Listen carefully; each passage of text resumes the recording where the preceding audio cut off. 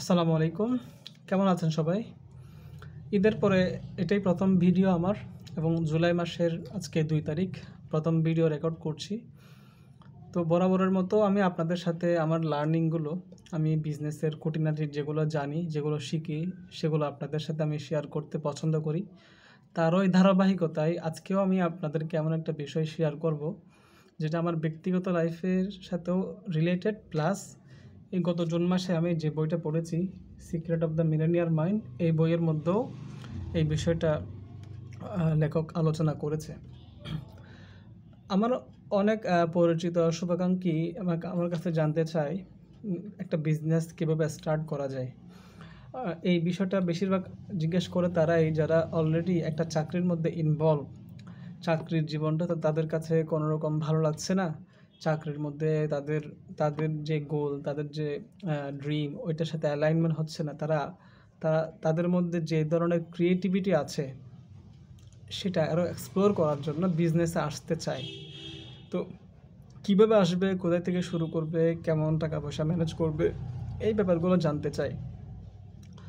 তো তাদের জন্য যে পরামর্শটা আমি দিই বা আমি যেভাবে শুরু করেছি, আমি সবসময় বলি আই অলওয়েজ যেটা আমার সাথে হয় বা আমি যেটা করেছি, যেটা আমি ফিল করি, ট্রুলি ফিল করি, সেটা আমি আপনাদের সাথে শেয়ার করি সবসময়। তো যে ইন্ডাস্ট্রির মধ্যে আপনি কাজ করতে চান, এই ইন্ডাস্ট্রির মধ্যে আপনার সেলস এবং মার্কেটিং, এই দুই জায়গাতে বা এই দুইটা ডিপার্টমেন্টকে এক জায়গায় করে বা একটা জায়গাতে, বিশেষ করে সেলসে আপনি ওই ইন্ডাস্ট্রিতে একটু কাজ করবেন ১ মাস, ২ মাস, ৩ মাস। যদি জব নাও করেন কোনো সমস্যা নাই, আপনি কমিশন বেসে কাজ করবেন। কমিশন বেসে কাজ করলে আপনার কী হবে, আপনার বিজনেস স্টার্ট করতে খুব বেশি পুঁজি লাগবে না, টাকা পয়সা দিয়ে স্টার্ট করতে হবে না। এটা একটা বিষয়। ২ নম্বর বিষয় হলো, যখন আপনি ওই ইন্ডাস্ট্রির ওই প্রোডাক্ট, ওই বিজনেস মধ্যে আপনি সেল করতে পারবেন, তখন আপনার মধ্যে একটা কনফিডেন্স চলে আসবে। এই কনফিডেন্সের কারণে আপনি বিজনেস স্টার্ট করতে পারবেন। ২ নম্বর বিষয়। ৩ নম্বর বিষয় হলো, আপনি যখন কাজ করবেন, কাজের মধ্য দিয়ে ওই ইন্ডাস্ট্রির যারা সাপ্লায়ার, যারা হোলসেলার, তাদের সাথে আপনার একটা রিলেশন হবে, আপনার একটা ফেস ভ্যালু বাড়বে, আপনার কথার একটা মাধুর্যতা আসবে, কমিউনিকেশন স্কিল বাড়বে। যার ফলে গিয়ে যদি আপনার পরিচিতিটা, নেটওয়ার্কিংটা খুব ভালো হয়, তাহলে সাপ্লায়াররা আপনাকে প্রোডাক্টটা বাকিতে দেওয়ার চেষ্টা করতে পারে। Depends on you, how you will manage them. এটা আমার ক্ষেত্রে হয়েছে। আমি প্রথমে কিছুদিন কাজ করেছি, সাপ্লায়ারদেরকে চিনেছি, আমার পরিচয় দিয়েছি, তাদের সাথে নেটওয়ার্ক করেছি। নেটওয়ার্কিং করার ফলে তাদের টাকা দিয়ে আমি বিজনেস শুরু করেছি, বিজনেস করতে পেরেছি, এখনও পর্যন্ত করে যাচ্ছি আলহামদুলিল্লাহ। এটা গেল ৩ না। তো বিজনেস শুরু করাটা যতখানি কঠিন, তার চাইতে বেশি কঠিন হলো শুরু করার পরে যখন চড়াই উতরাই আসবে, তখন আপনি ওই বিজনেসে স্টে করতে পারবেন কিনা, কানেক্টেড থাকতে পারবেন কিনা, লেগে থাকতে পারবেন কিনা, এই ব্যাপারগুলো যখন আপনি এনশিওর করতে পারবেন, তখন আপনি নিজেই বুঝতে পারবেন যে should I start this business or not.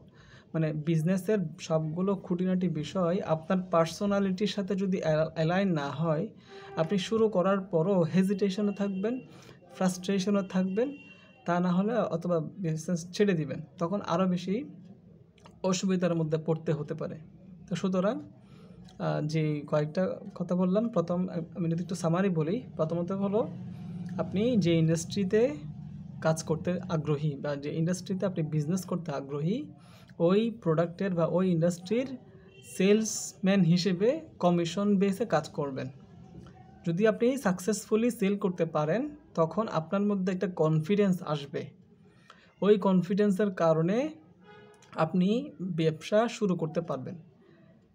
এরপরে কাজের মধ্য দিয়ে সাপ্লায়ারদের সাথে আপনার একটা ভালো রিলেশন হবে। ওই রিলেশনের কারণে সাপ্লায়াররা আপনাকে প্রোডাক্টটা বাকিতে দিতে পারে। Depends on you. ৩ নাম্বারটা হলো, কাজ যখন শুরু করবেন, সেলসম্যান হিসেবে যখন কাজ করবেন, আপনি ওই ব্যবসার আদ্যপ্রান্ত A to Z জানতে পারবেন, যেটা আপনার পার্সোনালিটির সাথে অ্যালাইন কিনা, পার্সোনালিটির সাথে যায় কিনা, আপনার ড্রিমের সাথে যায় কিনা, আপনার ব্যাকগ্রাউন্ডের সাথে যায় কিনা।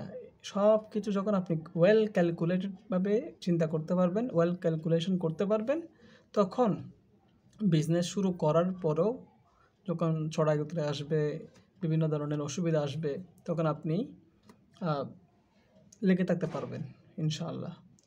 তো আমাকে আপনার সাথে রাখার জন্য আপনাকে অনেক ধন্যবাদ। সাথে রাখবেন, পাশে থাকবেন। আমি আলাউদ্দিন। আসসালামু আলাইকুম।